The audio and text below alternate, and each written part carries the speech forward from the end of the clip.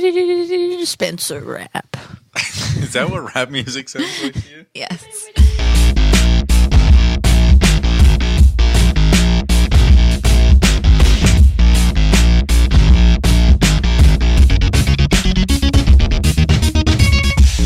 Welcome to another episode of Let's Rewatch, the show where we watch movies we loved in our youth and see if they're actually still any good.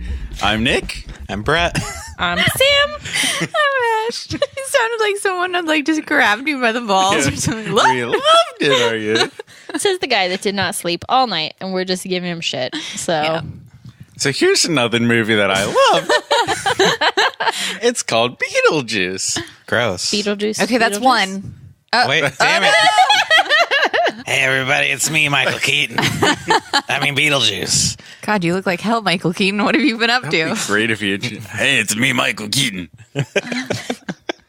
Man, I just remembered I dressed as Beetlejuice for Halloween as a child. I had a white suit and I had black electrical tape. Oh my God, that's adorable. Yes. So this is a movie what was made in 1988. Whoa. Mm-hmm. That was like when I was born. Yeah. Are you serious? Yeah, 88. That's when Ash was born, too. What? How do you, we have discussed this so many times. It's just weird that there are people who were not alive when Beetlejuice came out. I mean, when did it come out? They might have been alive. Yeah, what month? We're not going to get that granular. So this would have been Mr. Tim Burton's second major motion picture. He'd done a lot of small student filmy type stuff. What was the movie he did before this one that was really big? Who remembers that? Was it Nightmare Before Christmas? Scissorhands? You're super close. Scissorhands was after this. Actually, there was another movie between this and Scissorhands. Oh. This was like prime Tim Burton time. Was the Batman before or after? Oh. Batman was between this and Scissorhands. Oh, so what was before this? There was Frankenweenie was his short. Right. And then Disney snatched him right after college. So it must have been a Disney film that you're talking about. Not that he directed. No, it doesn't have any Disney connection as far as I know. He got fired. Oh, yeah. He was like a storyboard artist for Disney, something like that? I think so.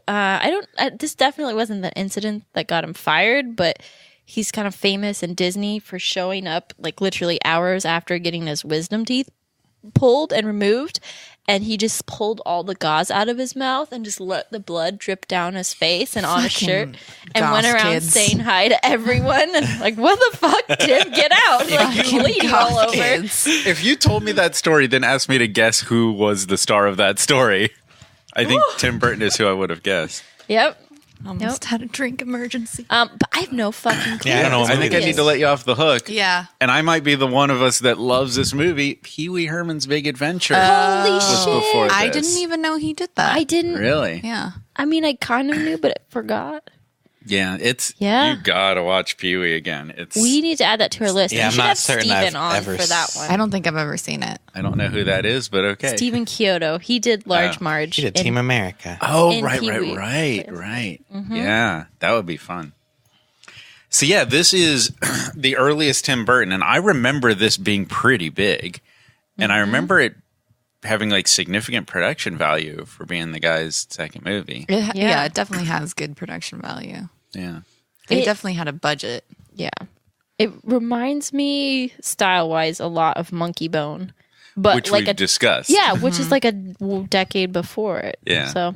Which I was told I was full of shit when I compared it to Beetlejuice. And then we watched Monkey Bone. I was wrong. And it was pretty obvious. Yeah, it was like a knockoff Beetlejuice. Yeah. I mean, the whole downtown. Yeah. So this movie also has just an amazing cast. Gina Davis. So I was looking at it and seeing not only are these a lot of people that we love, but it was right around the other movie that we love them in. So I was going to kind of go around the room since you said Gina Davis. What else did Gina Davis do right at that same time? A League of Their Own. I think that was a little later, later, but that's good. I'd have to look it up. I picked out oh yeah, this is the main Gina Davis jam, and it was right the next year. And I did that for everybody in this movie. But I think League of Their Own, that's a great choice. but I think it was a few years after this. Okay. I have to look it up. I don't know that I'm super familiar with her films, to be honest. For me, it was The Fly and Earth Girls Are Easy. Were both... I've never seen either of those. Yeah, me neither. So Earth Girls Are Easy was the same year as Beetlejuice, which is shocking because it feels like a really, really old movie. Isn't Jeff Goldblum in that movie? Yeah. I've never seen it. And Jim Carrey and Damon Wayans are the aliens. Jim Carrey. Weird. Yeah. There's Very something weird early about Jim a Carrey. movie with Jim Carrey and Jeff Goldblum in it. It just doesn't sound like something that would happen, but I guess it did. Man, Jim Carrey's turned into the weirdest guy. Yeah. I I'm love sorry, him. Jim Carrey. My brain was thinking Drew Carey, and I was like, God. God, that would be awesome. I was like, that's a weird combination. Hey, we're aliens. Any Earth Girls around here? All right, Brett, who else is in this movie? You're gonna make me remember names here. Okay. There's that guy, the overweight guy. Oh, yeah. He was in Jurassic Thank Park, you. right? Nick was giving me such a weird look. Wait, No? no, 'cause- but I see how you're drawing the The connection. guy now. I'm thinking of, I'm shocked he's the one you would pick out of the crowd. Are you thinking of Glenn Shaddix? That sounds maybe like it's the right one. He's like one of the villainy dudes. That's a weird choice, man. There's a lot of really great recognizable people. The only other movie I can think of with him, he was an orangutan in Tim Burton's Planet of the Apes. And he was super good. Huh. But I just remember like in a lot of the zaniness of this movie, he's like Yeah. a really weird dude. yeah, I think so. It stood out. Weird choice, man. Is he the one that does the seance? No. Yeah. Yeah? Okay. Wait, or he was there. I think so. He's at yeah. the seance or I mean, something? that's the thing. Like if you guys are anything like me, like there's little nuggets that you remember and Yeah, I'm not like super deep on the full plot of this movie. I feel like I have a pretty good memory of the whole film. I'm blanking on the guy's name. I know who you're thinking of. It's the husband dude. yeah. What's his name? I don't Yeah, I don't remember his name in the movie. But know it's the actor's name. Alec Baldwin. No. Did you say Alec Baldwin? I mean, Alec Baldwin is totally in this. He's Really? Not, he's not Alec the fat Baldwin guy is by in a this? long No. shot. No, I thought Sam was talking about I'm talking about the main guy. I moved on from fat Oh, guy. main guy was Alec It's Baldwin. Alec Baldwin? Yeah, absolutely. What the What? fuck? I did not remember it being Alec Yeah, me Baldwin. neither. Yeah, I he remember turned him into being a bloated recognizable. old white man after this. But this is Is that your description of Alec Baldwin? Alec Baldwin is like if you watch this movie and be like, because he's like super thin. oh yeah, Oh yeah. This was 2 years before You Hunt know, for Red October. Some people get old, Brett. And someone put a tire pump up his ass and Oh, wow. like Okay, He's stop. a- You're taking it way too far. now. Jesus. Let's talk to you when you're Ouch. 60. Yeah. I'll deserve the criticism by then. Who else is in it? Ash? Winona Ryder. Yeah, Winona. so our mom from Stranger Things is in this. Yes. Mm-hmm. She's so good. And she's supposed to be what, like 17 in this? And she's Yeah. like 27, 28. Are you kidding Is she me? really when Yeah. she played the role? I had to Wow. look it up. Damn, So- she looked young for a long time. And Scissorhands was after this? Yes. So she looks really young in Scissorhands too. She's supposed to be like 18 or something Well, in that. Also, Scissorhands was 2 years later in 1990.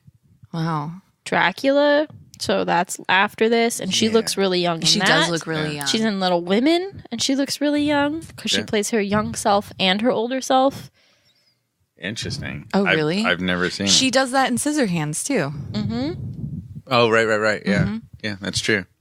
So yeah, Little Women and Reality Bites were both 94, and then Scissorhands was 1990. Yeah. So this was prime time for Winona. So of course Michael Keaton. Yes. Come on. Batman was 2 years later, or was 1 year later. What is your? I was talking to somebody about how we were doing Beetlejuice, and we started talking about our favorite Michael Keaton roles. So, what is your favorite Michael Keaton role? Batman. Batman. Batman was weird. Like, I guess you guys, you 2-year-olds, didn't remember it, but he was. I a remember comedian. Batman. Oh No, yeah. I mean, when it came out, it was freaking weird. Like, it's like hiring Jim Carrey to play Batman. Yeah. It was bizarre. And then we Like- went and like- watched it, and it was was amazing. Was he the first one with the nipple suit too? No, Oh, okay. that was That was much Val later. Kilmer. Yeah, Val Kilmer. Or Oh, Clooney. no. No, Clooney Clooney. was Nipple Suit Batman. My favorite role of his is actually in Much Ado About Nothing. He's just so hilarious in that movie. I mean, I love Beetlejuice too, but it's a role that he did that not many people remember, but he's just so good in that film. And like even now, like Birdman. And Oh then my God, that's true, Again Birdman. for the new Spider-Man movie, where he basically played Birdman. Yeah, he's Birdman, and then Birdman and Batman, and it's so weird. Like he just keeps doing the same thing. Birdman, Vulture, Batman. He's been all three. Yeah, and he was even in the remake of RoboCop, and he was really good. Oh, really? Yeah, it's weird. Oh.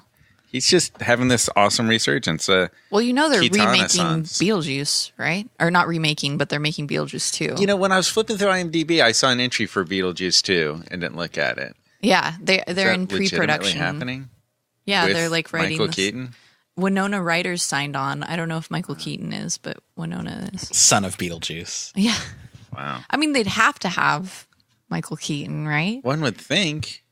Yeah. I mean, he's older, but I think he could pull it off. It's a heavily makeup character. I don't think the Vulture sells it, but like his kind of like crazed attitude from like when he was in The Founder, as dry didn't and boring see of a that. movie as that was. God, I hated like that movie. you could still see like in his eyes he's a fucking whack dude. Like he would be good in. He's got Beetlejuice the too, crazy still. eyes. Yeah, yeah, Steve, He's got the got the crazy eyes. yeah, But did you guys see Spider-Man? No. not Yeah. yet. yeah. He was really good as Vulture. He was, I think, the best part of the movie. Like he did a really good job. Yeah.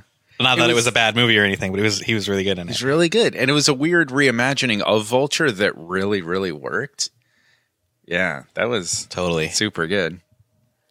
All right, who else is in this? There's two more that I wanted to talk about who are not as big, but I think really The fun. mom of Winona Ryder. What's her name? She's also the mom from Home Alone, but I can't. Catherine O'Hara. Yeah. Oh, So yeah. this yeah. was 2 years before Home Alone, which I would have guessed the opposite. Oh yeah, I would have thought Home Yeah. Alone was newer. That's odd.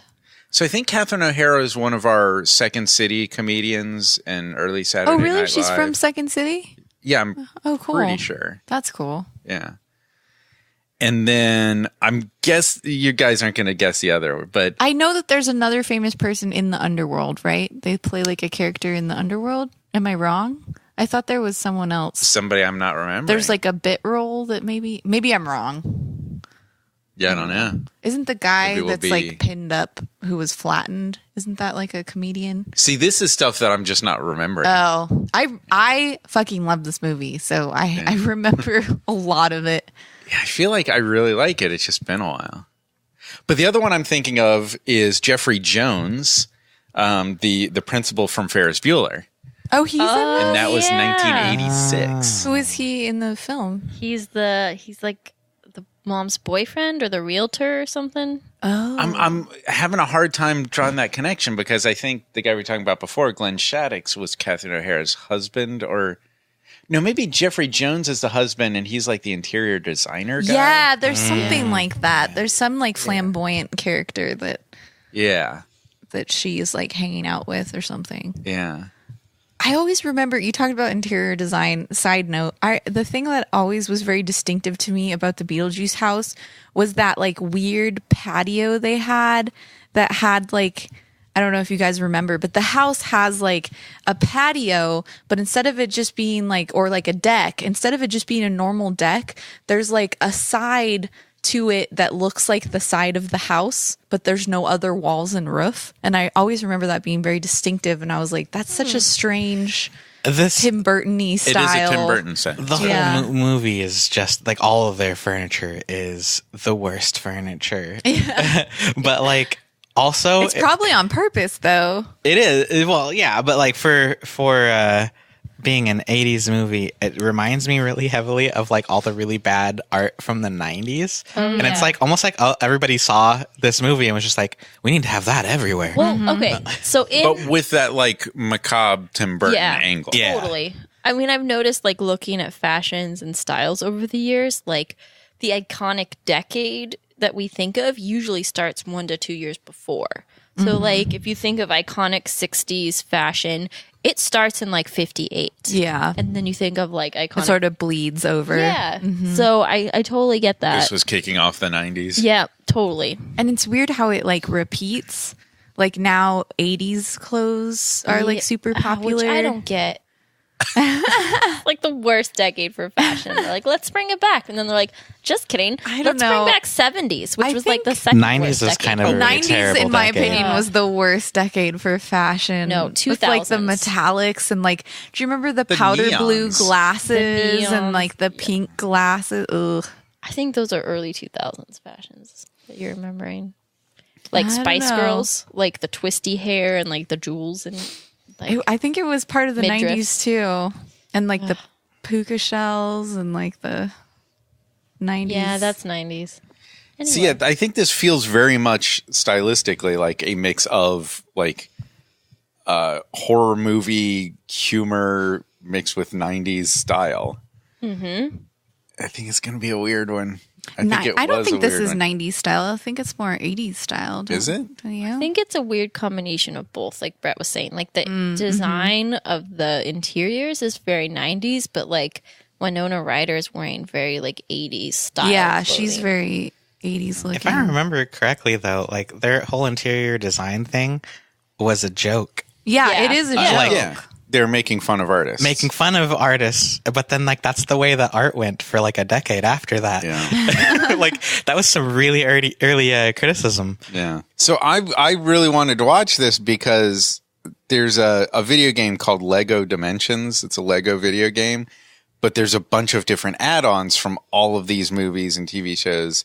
And there's a Beetlejuice level in that game, like Lego Beetlejuice. Ooh. Okay. And I started playing it and I started thinking like, man, I need to stop and watch this movie because it's been way, way too long. Are there Lego sandworms? There's Lego sandworms. There's like, and this is the thing that I'd forgotten, but like you go into the attic and there's a model of the town Oh yeah. and he goes into the model of the town. And I'm like, man, I need to stop this. I need to watch the movie again. Did any of you watch the animated series? Yeah. Yes. I loved Oh, I'm surprised you yeah. did, actually. Because I would have thought Because it was... I would have been age appropriate. Were you? I thought it was on when I was a kid. I mean, they It might was have on played for a reruns. long time. Oh, okay. Like that was And I would have been like 12, I guess. Really? Oh, wow. She thought you were much older than that. No, I thought it was airing when I was a kid. I'm just surprised. it got roped into the whole like 90s cartoon pile Yeah. and kept going until like almost 2000s. I watched okay. Scooby Doo as a kid, but I was a little. To me, they're like a decade apart. No, what I'm Scooby-Doo. saying is Scooby Doo is made in what, 1975? Oh, right. Yeah. But I Yeah. watched it. Yes, I did too. Yeah, I loved that version too. But it's one of those weird choices. Like there was a Police Academy cartoon. You know, like, are these really maybe more Beetlejuice? I could see Beetlejuice that at being least for makes kids. sense because there's animated content in it. Yeah. I mean, granted, it's stop motion and meant to Police look Academy real, but Police Academy Was like never intended for children Yeah. and That'd shouldn't be have like- been a It'd be like cartoon. making a Hangover TV show for Yeah. kids. Like, no, Here's the pictures of the hermaphrodite at the end. yeah, no. But this is like, Full frontal.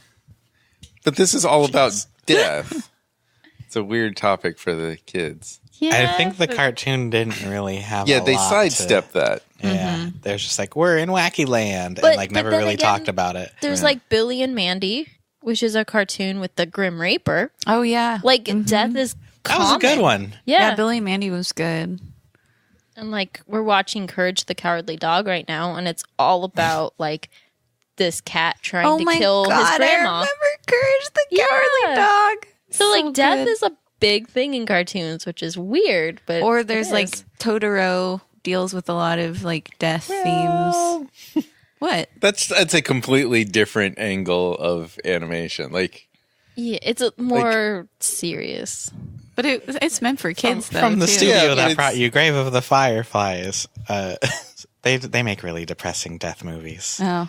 yeah, it seems like different standards when you look at. I guess not. It's everybody kind of leans into it though. I don't think it's a subject that animators shy away from. Yeah, I think it's because like it's a part of life, and animation makes it easy to digest for kids. And most artists are really depressed. In that too, as I would guess, especially Tim Burton. I don't know him personally, but And Winona Ryder at that age. yeah, She was like Christina Ricci, like the little deaf obsessed girl. Christina Ricci. Man, what happened to her? She reached too far. Oh, No, she's too still, Ricci. she's doing stuff. she had an Amazon still show great. that got canceled. Oh, Yeah, Good for her. I'm not thinking of anything off the top of my head, but I know she's still It doing looked good really stuff. cool. It was like a period piece. Did you guys see Black Snake Moan? What? No, you've that told sounds me like to a see it. porno. No, She was it so does good. sound like a porno, but it's not. I didn't see it. Morgan Freeman's in that too, right? Sam Jackson. Or Sam Jackson. Oh, It just okay. looked like a weird movie. A weird good movie. But let's watch a different weird good movie, Beetlejuice. Yeah, I mean, we sound like we're on the same Beetlegeist. page. Like, I guess Ash remembers a lot more than the rest of us, but it seems like it's something we're all really into, but don't 100% excited. remember. Yep. I was a huge Tim Burton fan when I was in like middle school, high school. Tim Burton was like my favorite director for a really long time, so I watched most of his films over and over and over again, except for Pee-wee. I didn't know he did Pee-wee, but so I think I've seen this film like multiple times, which is why I have a really vivid memory of it. Yeah. But that's why I was. And then he made Planet of the Apes, and I was like, I thought was "Eh." great. Oh my god, so bad. I mean, he made some weird, interesting choices here and there, but there was some really, really good stuff. Every time I'm in the airport, you know, when you walk along, it's like an escalator, but it's flat. I think of Planet of the Apes because that's how they made the apes run really fast. Oh, really? It wasn't one of those things, but they like drug like a giant carpet behind a truck. So the truck's going like 20 miles an hour and the apes are running along that carpet. And so it looks like sounds they're really running. unsafe. Yeah. Well, it was all stunt performers. Yeah. But I think about that. I will say I did see like a behind the scenes on how they trained people to like walk like apes and stuff, and that was pretty fascinating. Yeah. Yeah. They didn't need to train Andy Serkis. He just did it. Yeah. Yeah, but Andy Serkis, that was a completely different awesome thing that Andy Serkis is doing. Motion capture compared to like in the Tim Burton movie was incredible makeup effects and real in-camera performances. And two completely different awesome things, I think. Yeah. Like Paul Giamatti as an orangutan was so good. Oh wow. I don't remember him in. Yeah. Wow. Gary Oldman as a chimpanzee. Wait, what? I'm paying This attention. was now. a great movie.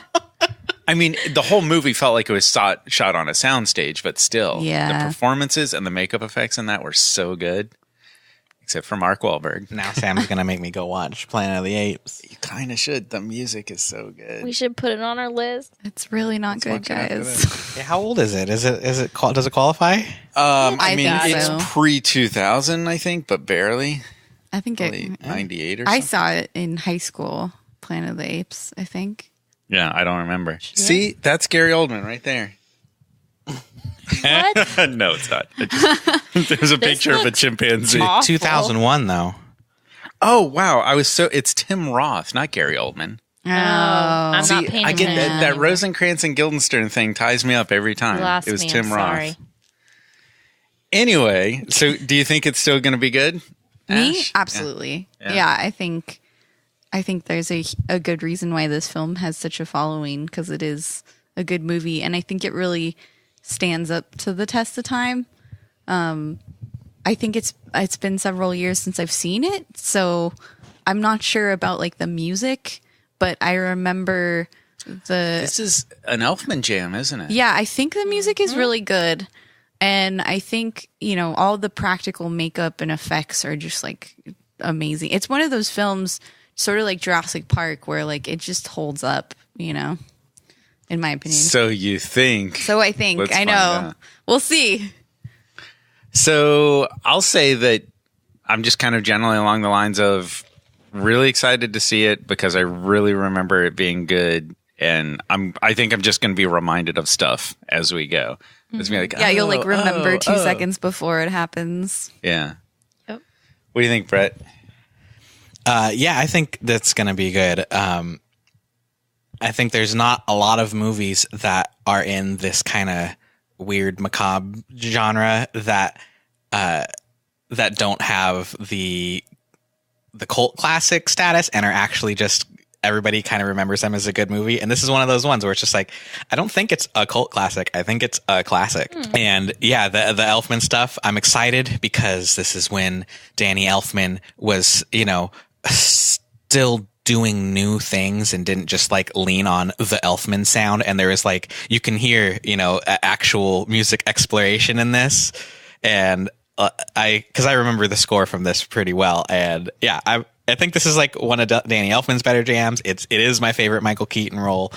I'm excited to watch it. And I feel like this score, you've heard people imitate it multiple times. The person who's imitating it is Danny Elfman. Yeah. So what do you think, Sam? I think it's going to totally hold up. I think the story and the characters are really what are going to stand out. It definitely has a look and a feel that it's just fun to watch. Like, it's just a fun world to visit. And I'm excited. All right. So we are going to pause recording and we are going to watch Beetlejuice in the heat. And you might want to pause, watch the movie, and join us when you're done.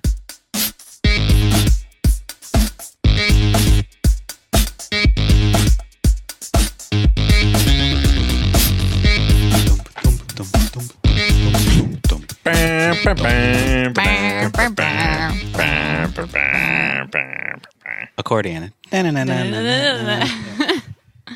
Elfman's music is like a demented mariachi band. That was Beetlejuice, you guys. Juicy. Yep. Let's address the monkey bone in the room.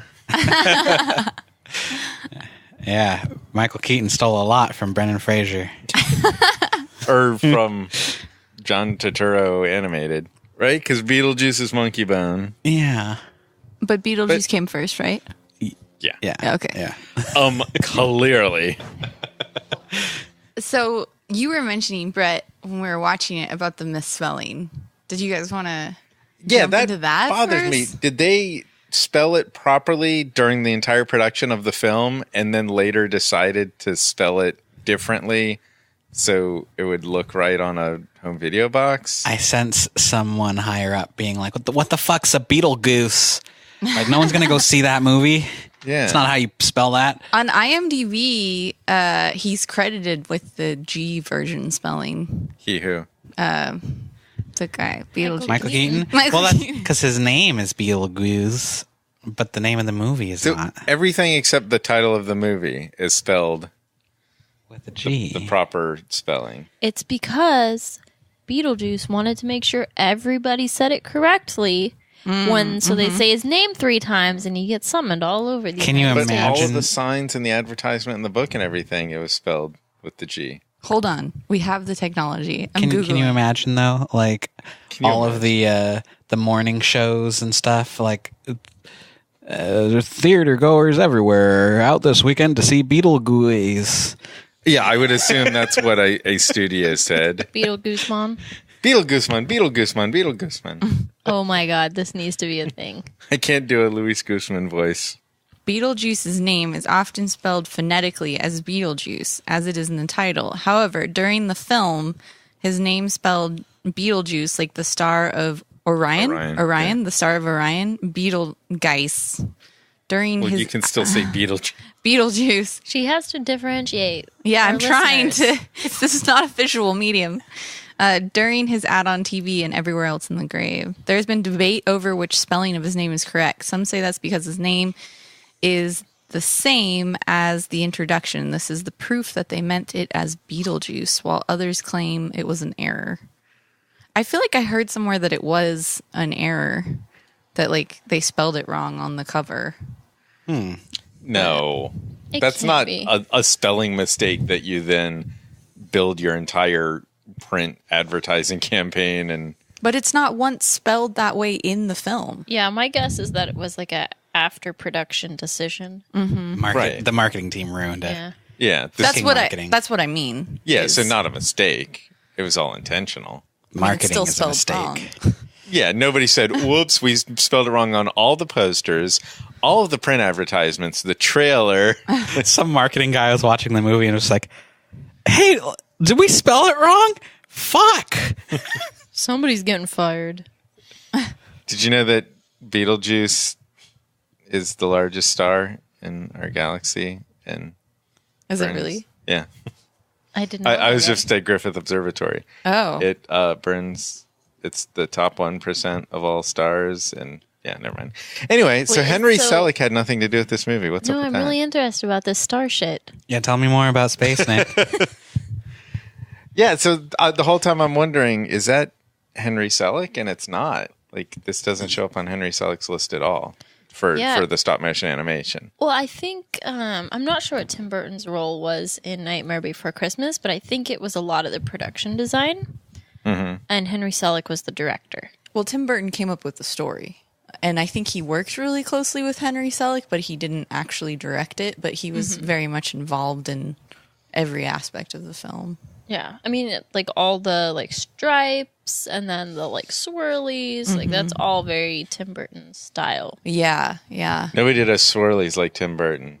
Well, It's true. you mentioned that like Monkey Bone stole from Beetlejuice, but if you consider the fact that they both worked together on Nightmare Before Christmas, the question is like, whose style is that? Is that Henry Selick's or is that Tim Burton's? Well, I mean, I think it's a combination of both.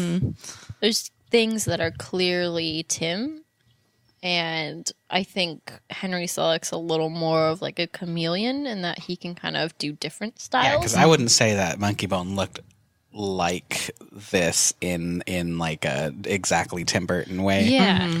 No, but the whole idea of let's have people in the afterlife world and it's animated through stop motion animation. Yeah. And then, Henry Selick had nothing to do with this movie, so that makes me say he stole the whole idea.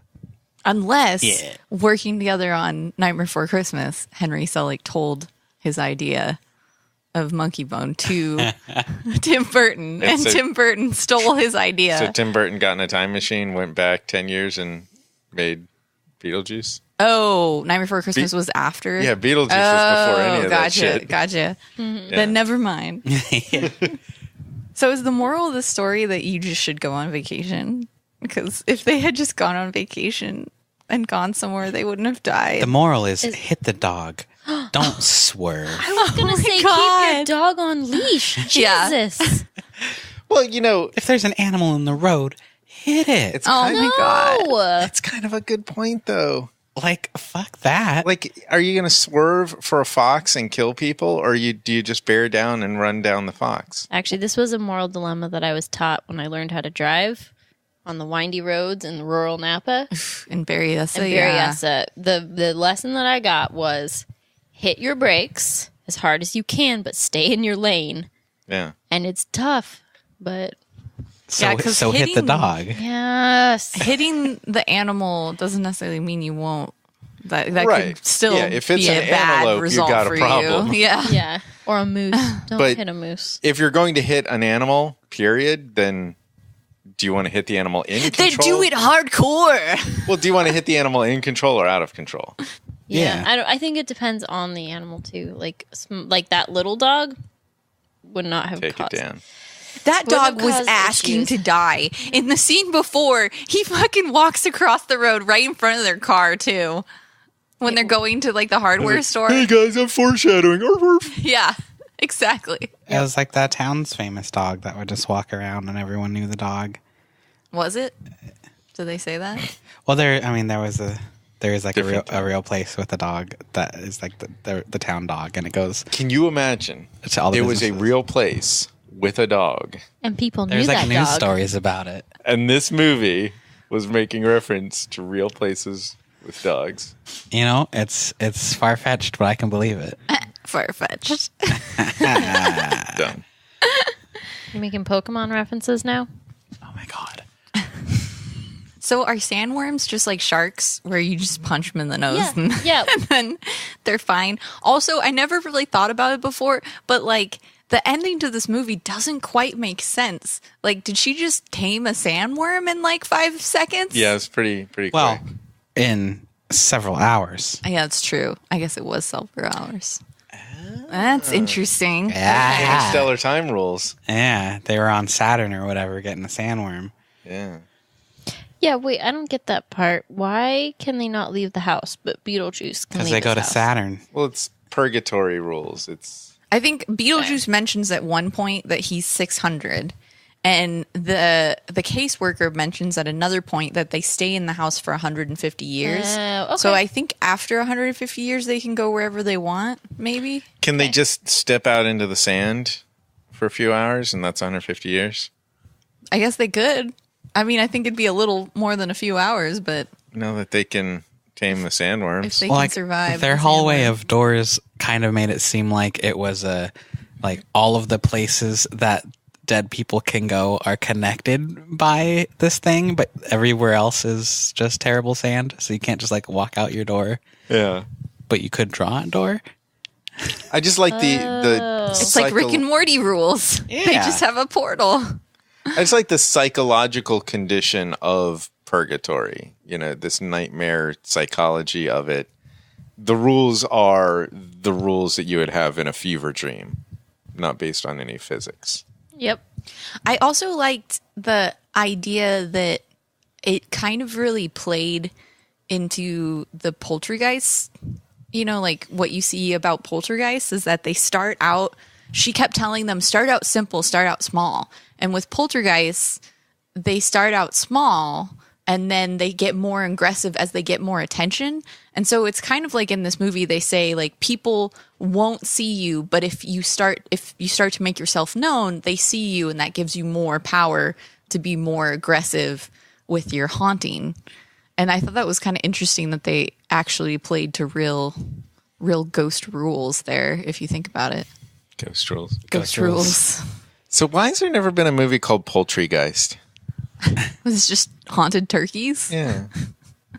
I think you answered your own question. Am I safe from what I answered. Poultrygeist because I don't eat chicken? Oh, they wouldn't. We have a plot now. The vegetarian saves the day. It seems like a Muppet Show sketch. Well, no, the vegetarian dies first. What? Why? Why?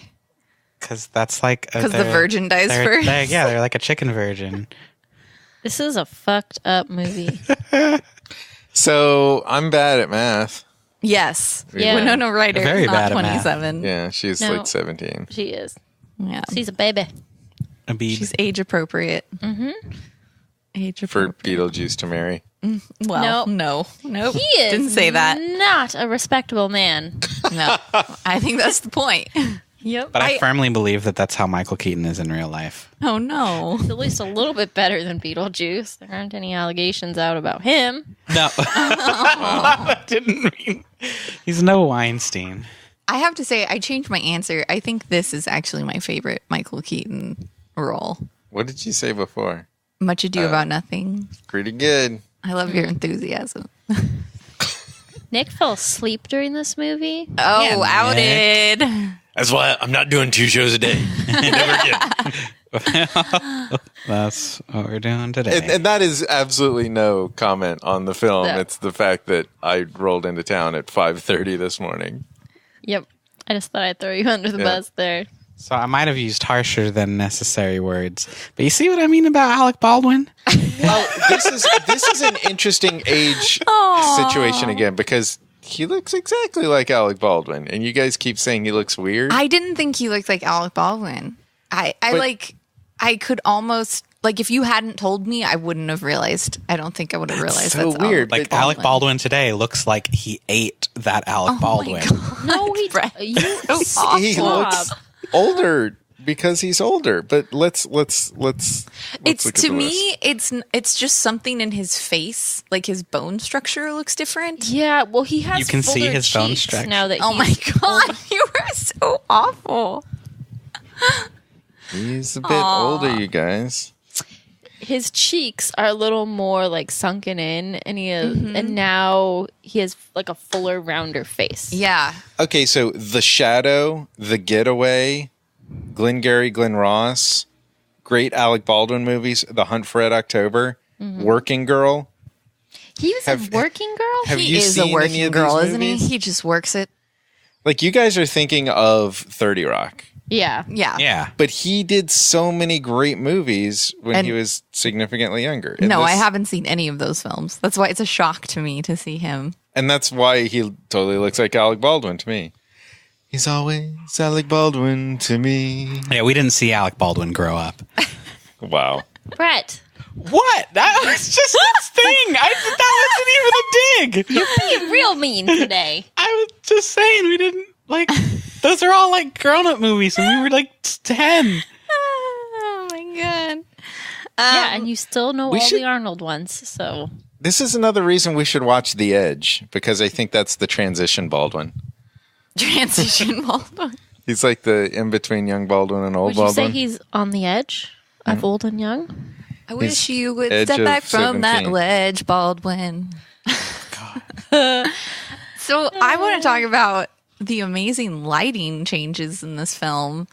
There were like some really awesome, sometimes subtle, sometimes not, like when motivated lighting changes. he's relaxing in that deck chair with the red lighting, and he leans into completely straight normal lighting. Yeah, and the red light turns off, or like when their caseworker is first telling them about Beetlejuice, it's subtle, but the lighting changes from a soft, like whitish blue to hard yellow, and it looks more like coming from below. And I think it's supposed to be because Beetlejuice is down there in the little set, but there was some really cool lighting changes and transitions where like they swooped around them to transition That first to them. time they went into the model town where the camera swung around and I didn't see the cut. Yeah, Yeah. that was pretty seamless.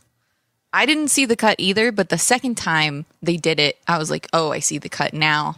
Yeah. But that was a pretty impressive transition. Or there's one time where they're standing there and wind starts blowing in their faces, and then we cut to the underworld and there's wind blowing paperwork down the walkway of the busy underworld, area. And it's just like some very clever transitions that you don't.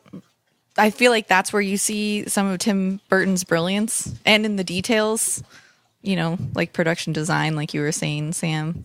And I think it's a film that really worked with their weakness, where it bothered me in Monkey Bone where some of these wild, crazy, beautifully designed characters didn't move. Their face didn't just feel real. didn't move, and that killed it.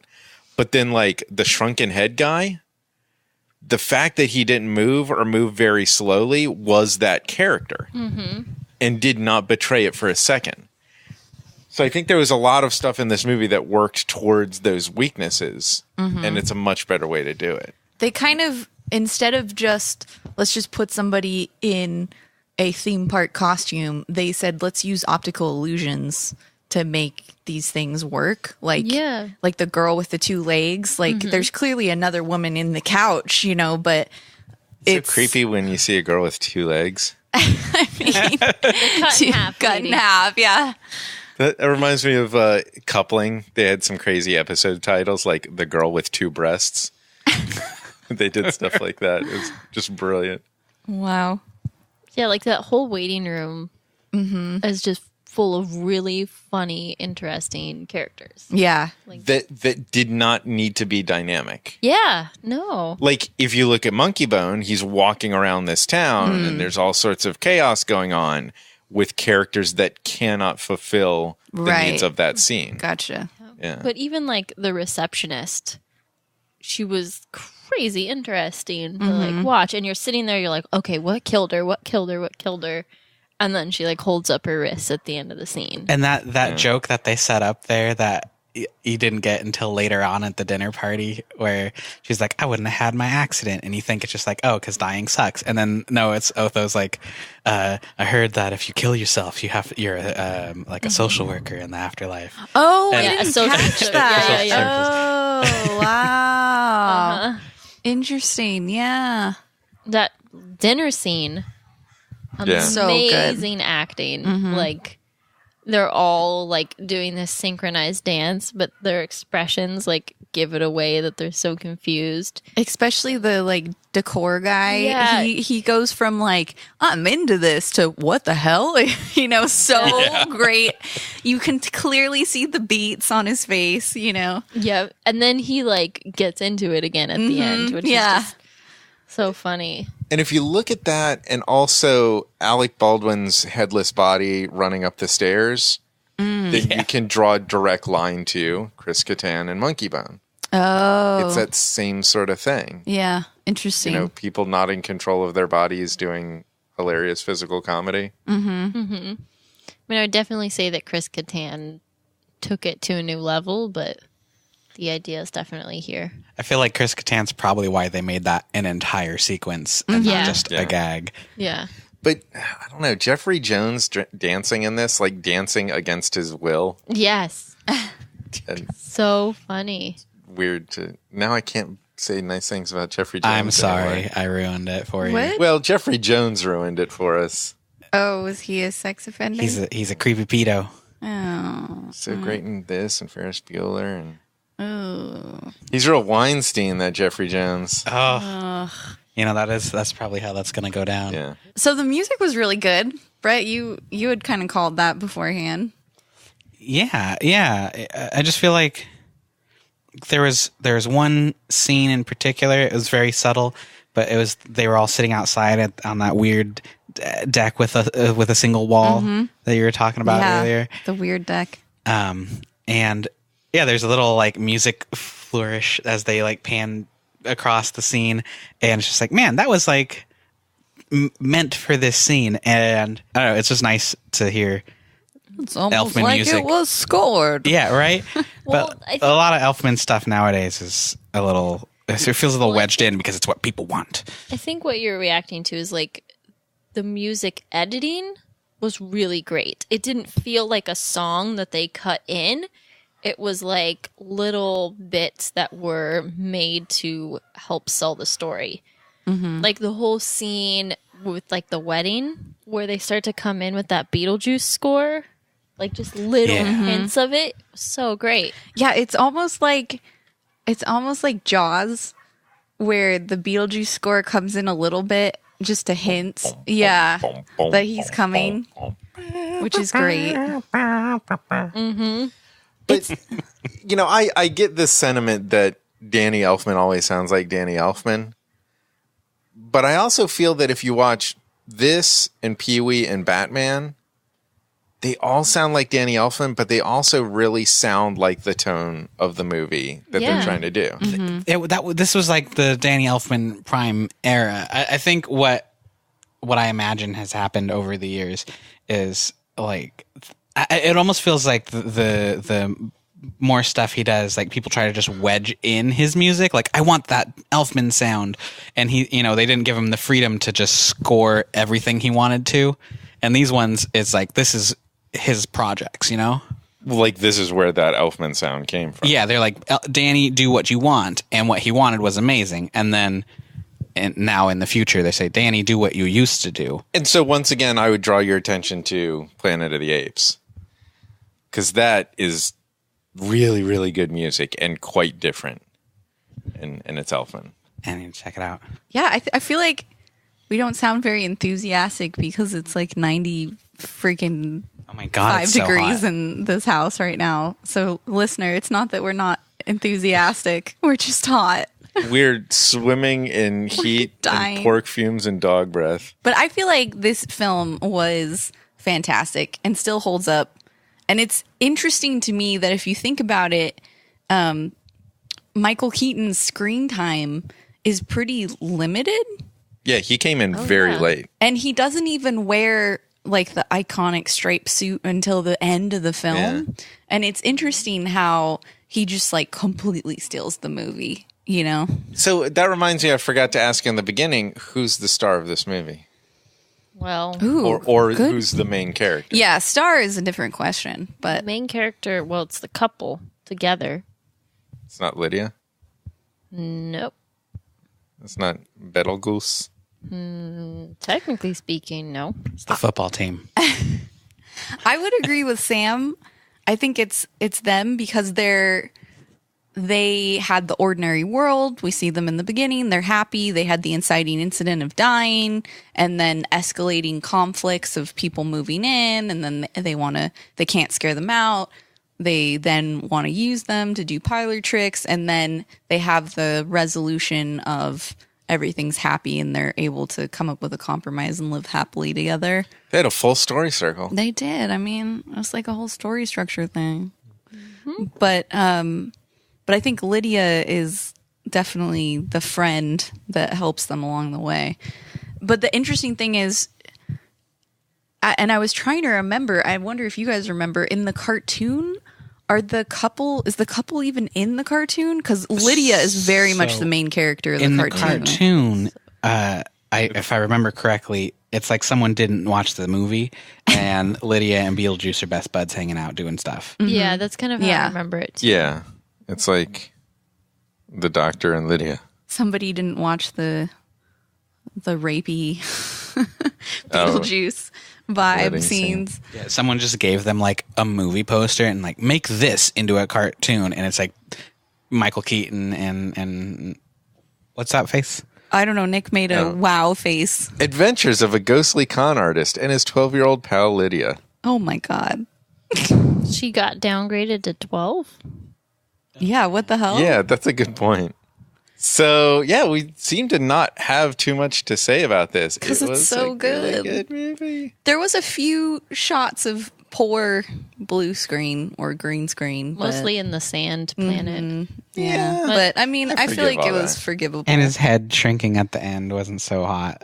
Yeah. But it kind of fit the tone and look of the film, you know? Like, it didn't feel out of place, you know? I like the sculptures coming to life. Mm-hmm. There's a lot of really good setups, like the wedding dress and the wedding clothes. Yeah, that's set a up in good the scene when the ghosts were apparating into the clothes. Mm-hmm. That scene specifically, for some reason, just always reminds me of the Disney theme park ride, the Haunted House. Haunted Mansion. At the end with the come back with the wedding dress lady. Mm-hmm. So what's up with Calypso music? I don't know. I really like that. It doesn't right off the shelf have anything to do with the subject of the movie, but when you put them in the same pot together, you get a spicy meatball.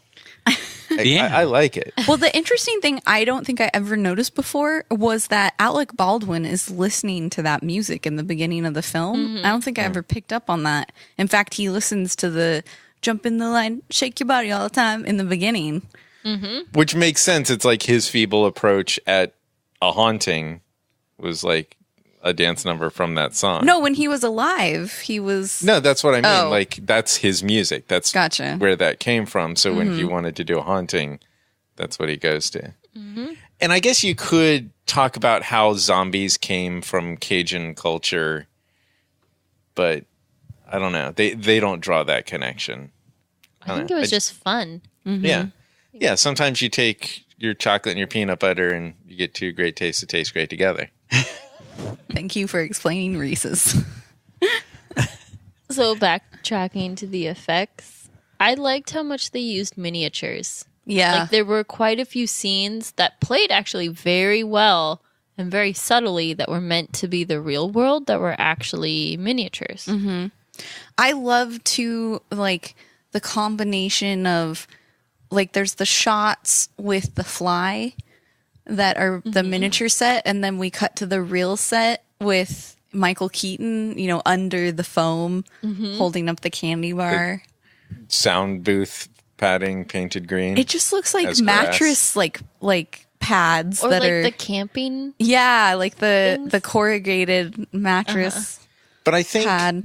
The miniatures work so well because the miniatures are already part of the story. Yeah. Well, it's part of the look of the film. Yeah. Like if you'd put those miniatures in a different movie, it would look way out of place. But they were really good about having like a shape language and a color language that bridged all these scenes together and made it feel like a cohesive world. Yeah, totally. Like having something real in the movie that looked like all of the fake stuff in the movie. Yeah, I mean, because even the scenes in the town and in the house when things aren't dead and weird still feel like the rest of the film. You know, it's not like it doesn't feel like a different movie in the beginning. Yeah, exactly. Seth Grahame-Smith has been working on the script for Beetlejuice 2 since 2012. I don't know if this movie is going to happen. Also, as funny as the different spellings are, seeing it written in Cyrillic letters is even funnier. What are Cyrillic letters? Like Russian in similar languages. Oh. Beetlejuice. So you can summon Beetlejuice with his name and banish him with his name? So is he like Rumpelstiltskin, I guess? Or Rumpelstiltskin, you defeat him by saying his name? I think Rumpelstiltskin was just like lost a bet. I don't think he was defeated. I think you're not supposed to know his name, and that's you have control once you know. Yeah, his he was just a belligerent drunk. And I think that's kind of the case with Beetlejuice, but he wants people to know his name because he's kind of working that system. Mm-hmm. So he's like not allowed to tell, but if they learn his name, you know. But that doesn't make sense because he pretty much tells the couple his name, right? With his little in the advertisement. Mm-hmm. Yeah. But he doesn't say it. He doesn't say it in the advertisement, though. It's just on the screen. Yeah, it's true. Because Gina Davis's character goes, Beetle guys? Like, what's that? Which is a nice way for it to be like a way for them to talk about him without actually saying it 3 times. Yeah. Because she does say Beetle guys 3 times. Oh, yeah. I really like Gina Davis, too. She's fabulous. When she's asleep floating beside the bed, that little Gina Davis scream when she falls to the floor. Yeah. Uh-huh. That I only see that coming from Gina Davis. It was pretty good. It would only come from Gina Yeah, Davis. little Gina Davis scream. It's like a Julia Roberts laugh. Oh. You know? Very unique. I like how she plays the character as like kind of innocent, but not dumb. Yeah. Yeah. So Yeah. it's sweet. While we're talking about people we haven't talked about, Catherine O'Hara. Yes. I will go insane and bring you with me. I don't think she gets respect for the comedic genius that she is. Yeah, her facial expressions like really sold most of that stuff. Yeah. Like, it was just so funny. That was also another great like thing that I never caught before, but the foreshadowing of her one statue falling down and trapping her in the beginning of the film, and then it being the same statue that traps her later is kind of interesting. Yeah, I thought that was kind of cool. Like all of the terrible things that happened to them had already happened to them. Maybe this is a tale of like carbon monoxide poisoning. Right? Yeah. Well, it's just another case of the fever dream feeding into the psychological terror of Simmons drifting off. I have to say though, you claimed in the beginning, Bret, that they redo the house in 90s style. I don't know anybody who painted their walls like that. Who paints their walls like speckled gray? Well, I think that's the point. She was one of those unhinged New York artists. Right. Mm-hmm. And that was the style of unhinged New York artists. I guess in the so. early 90s. Yeah. Maybe you haven't gone through enough random LA thrift stores, but you find furniture like that, and you know that it came There's from a lot the of era. discarded Or modern 90s. art exhibits. But Yeah. I'm talking about the walls though. Well, I think earlier we were talking about the furniture, and then they just kind of went with the walls to show how much of like an extreme like artist she was trying to be. Because in reality, she doesn't really create art until the end of the movie. You know, she has 5 sculptures, like that's her thing. And then finally at the end, she's actually doing art. If you want to scare people, do it with your sculpture. Well, even her agent calls her out on it. Like, I've been your agent and I've been losing money forever. Like, you're a flake. Like, calling her out on how she doesn't do anything. Like, I think their whole point of moving was so the husband would, like, chill out and not be as stressed and she could do her art. And all she wants to do is redo this house, which is, like, stalling on her creating her art.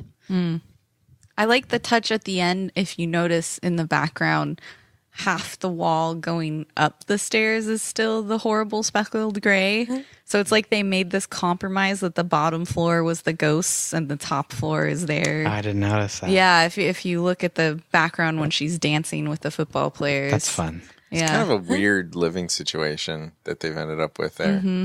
Yep. It's like we're just like two sets of parents. Yeah. One's dead, one's insane. One's Alec Baldwin. Yeah, like the end of the movie kind of imply that her parents didn't give a shit about her school or like her education. I or... think Did her parents ever seem to give a shit They're about her pretty though? self-absorbed. her dad does to a certain extent, but her stepmom is very like self-absorbed. I don't know. I Stepmom? never saw the dad give... Yeah, that's her stepmom. Yeah, it's her stepmom. Catherine O'Hara's a Yeah. stepmother? She makes a point to say that at one point.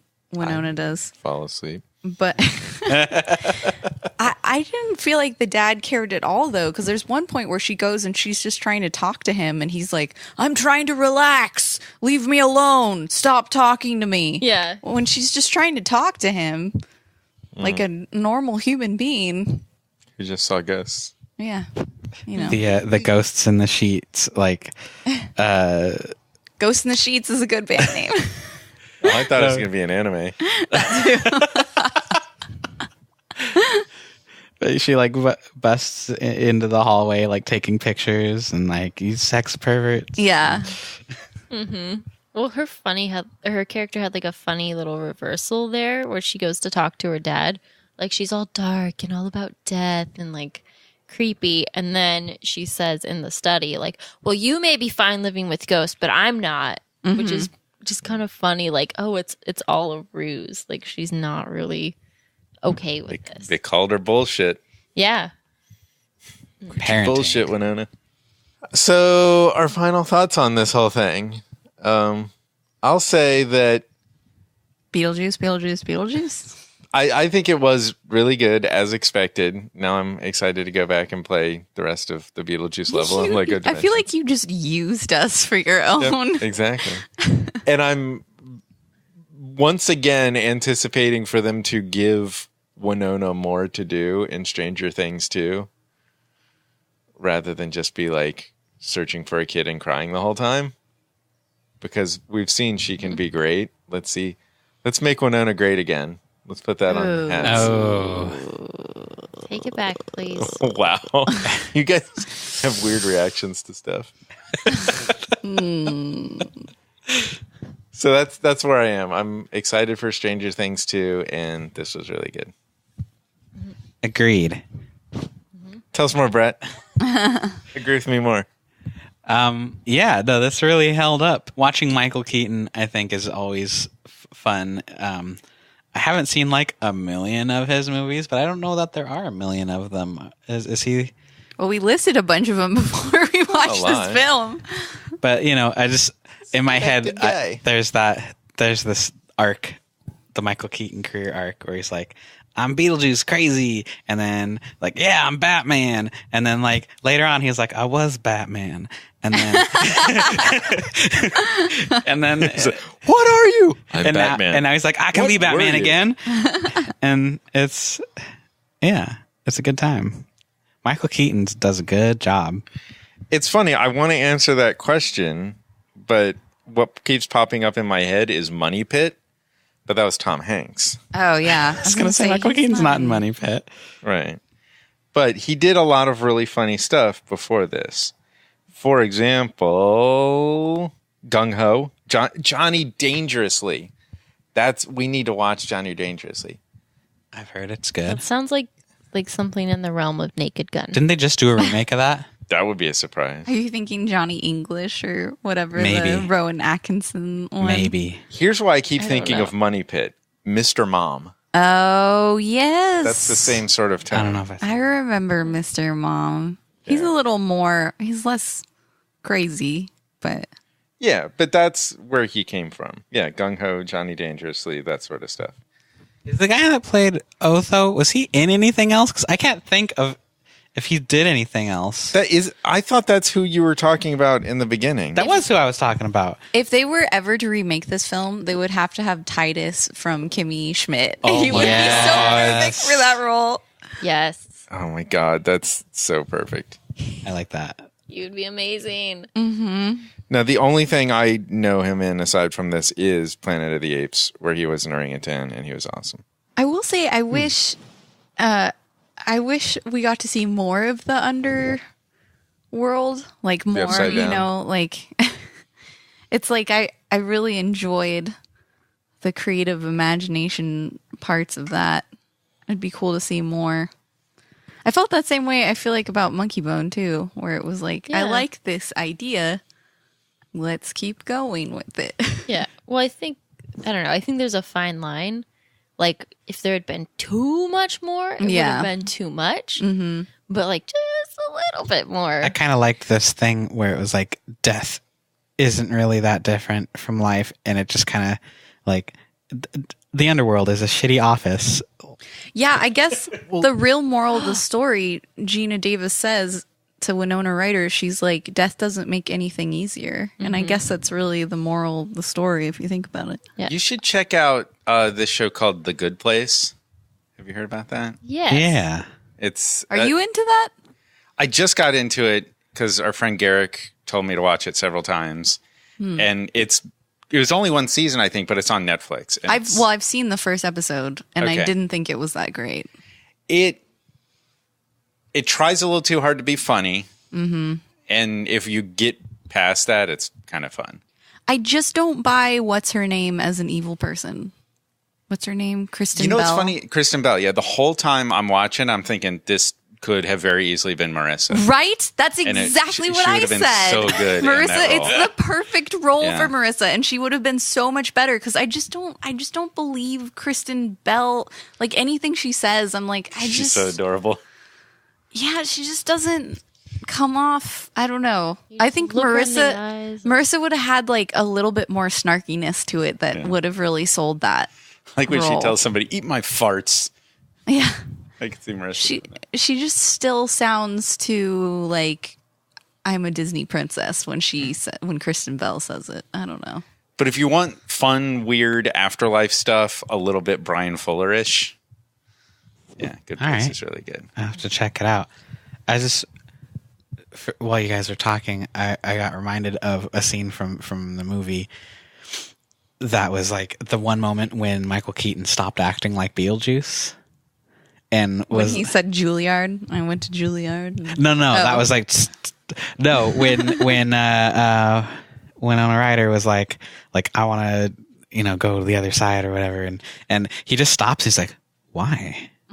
And like for a moment was just like, wait, this is all fun and games, but like I'm dead. This sucks. Like, why you want to do that? And then right back into character. But for a moment, he was just like, "Now this just got real. Like, why do you want? You don't want to do that." Question: Michael Keaton marrying Winona Ryder? What? Why? Like, what does that do? I was thinking about it. It had absolutely no bearing on the story. Yeah. It was the racing to the barn action scene. It was the ticking clock to have a tense ending to the movie. Yeah, that's all it was. The way I saw it was they set him up with Gina Davis as being just like a sleazeball.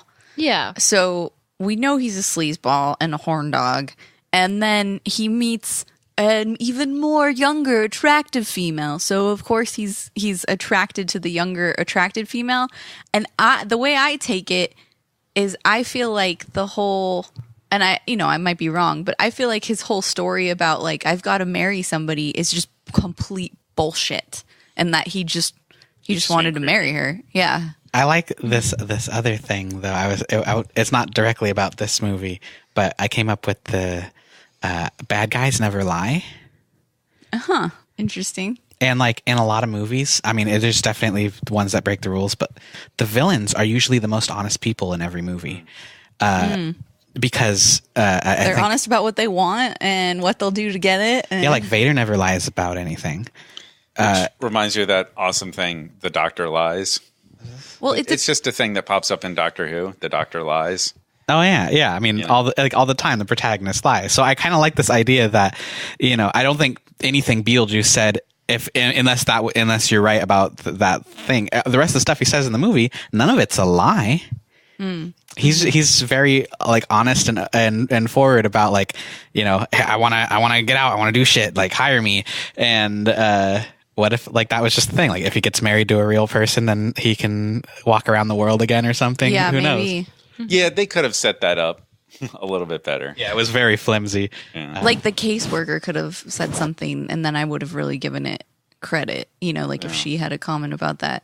But before we get a bunch of angry stuff, Anakin does indeed lie when he goes and kills all those kids. But he was not. But those movies don't exist and they're not canon. Oh, okay. And he wasn't really like. That was the moment when he turned into a villain, but like he was not the villain in the prequels. I'm That's so true. on board with what you just said. That's true. Interesting point, Yeah. Brett. Yeah, No, I that's- agree. Those are stories of the transition. Yeah. The corruption. But yeah, just take notice when you're watching stuff. Good guys always lie. Bad guys never lie. Interesting. That's why, the best villains are the ones who are good.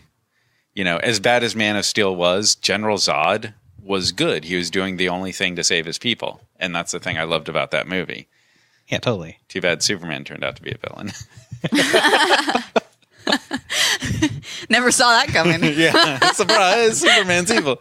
He kills people. So, Sam, did you give us your end thoughts? No, I don't think I did. I got distracted. Yeah, still love this movie. Still great. Love the look, love the effects. Really like the story, even though it's kind of like light and fluffy and doesn't have a ton of substance. It's really fun.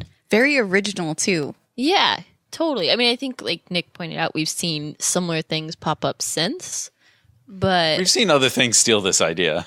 yeah, but so much fun. Definitely holds up. The closest I can think is Ghostbusters. Yeah. Comedy Where it's about like whimsy. dead people. Yeah. Like, Yeah. who would think of making horror movies funny? And both of these are goofy ideas. And why would you ever let somebody make that movie? Yeah. But good thing they did.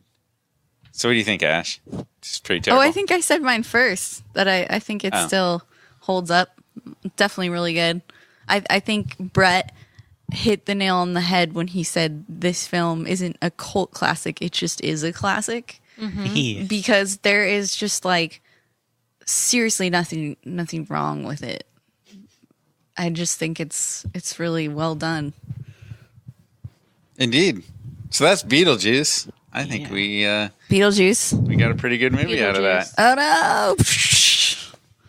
Showtime. Thanks for listening to our podcast. yeah. This is the show. If you like this, Go on, finish the show. It's part of the Last Stash. Tell them about the YouTube channel. Come on, Brett. Fuck you, Nick. Keep it up, Nick. Nickel juice. So good. Nickel juice. Don't like and subscribe. We need more likes. It's a 5-star review. Listeners, Why haven't you we finished do yet? need more likes. I'm stealing Sam's thing because I get a feeling that no one listens far enough in to get to the end of our Sam. spieling. Leave us a freaking review on iTunes. Give us that 5-star rating. Give them those sweet, sweet stars. iTunes will promote us if we get 5 stars. We've got like 4.5, guys. Come on, guys. Come on. Come on.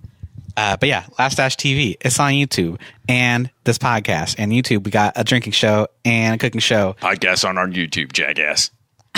What? He's Beetlejuice. Anyway, Can you do our outro every time, please? Yeah, you were just gonna have nickel juice on the do the whole outro. Take it away, Nick. This is all you. yeah. Go ahead. I wanted to thank Andrea. welcome. Yeah, Davis. She sent us an email saying, I just rewatched the movie 9 to 5 and I was surprised that some of the issues it was addressing are still in discussion today, some 30 years later. I immediately thought of you guys and wanted to suggest it for an episode of Let's Rewatch. I enjoyed the podcast and thanks and keep up the good work. So thanks, Andrea. Awesome. Thank you. Yeah. Put that on our list. Yeah, we will put that on the list. And then, I looked it up. It's apparently a hilarious Dolly Parton film that I've never seen. And it has, I'm totally blanking on that comedian's name. She has dark hair. I will believe whatever Mary you Tyler say. Moore. Maybe. Is that her? Bret has my phone. I can't determine. Nickel Juice will look it up while and make sure that you not only leave us a review like Nickel Juice said, but also please follow us on Twitter. You can follow Laughstash at Laughstash TV, and you can follow, bless you, dog. You can follow Let's Rewatch at Let's Rewatch on Twitter. And if you follow us, we do fun stuff like we post screenshots of the film so that you can guess the movie, and we do polls. So this time I posted a screenshot of like the very beginning of the film. It's a shot of the city, the little town. I didn't realize that I got it right as Winona Ryder's name was fading on. It's very subtle. But the first person to guess accurately that it was Beetlejuice was Catherine. Good job, Catherine. And then Chris also guessed. I think there was one more person. Oh, yeah, Chris. Chris and Chris. 2 Chris's. Good job, guys. Lily Tomlin. It is Lily. Thank you. I was going to say Jane Fonda, but it's only because I can't tell them apart, apparently. Brad already said my thing. So make sure you keep your podcast thing all set up with your Google Plays and your iTunes. We're doing it again in 2 weeks. So next time... You guys ever run out of Mimsies? Because we're going to watch The Last Mimsy. What?